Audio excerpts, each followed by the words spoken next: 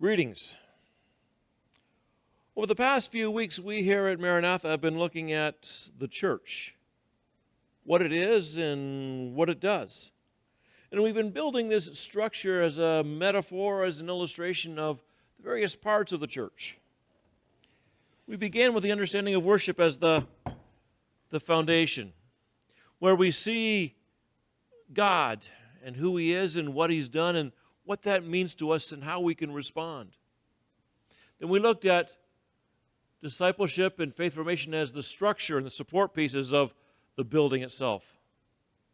Then we looked at how the church is meant to encourage one another as the body of Christ working together, and we furnished the room as what fellowship often does in a home of encouragement. And we looked at how people can come into the church, an entry point into the church. But how the church isn't meant to just stay the same. It's also called to look out and go out into the world. So we're called to not just be in the world, but to go out of the world as well.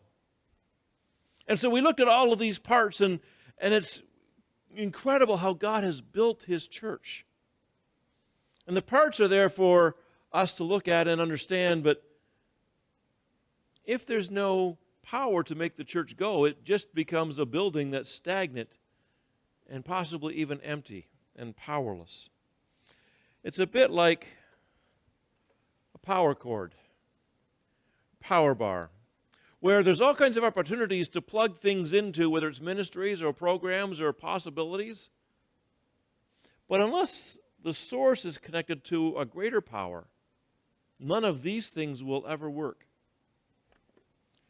I wonder what parts of your life are unplugged from God, where the source power coming in is not fueling you or firing you into places of service or ministry, places of healing and restoration, places of prayer and study, places of worship.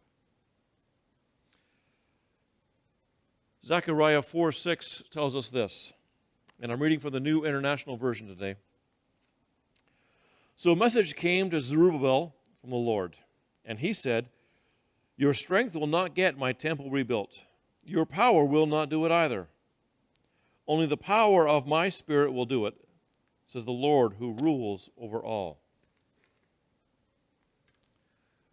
I would invite you to join us this Sunday as we continue our worship series on what is the church.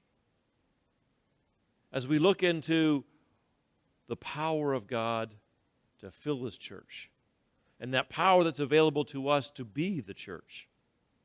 Until then, my friends, peace and blessings. Amen.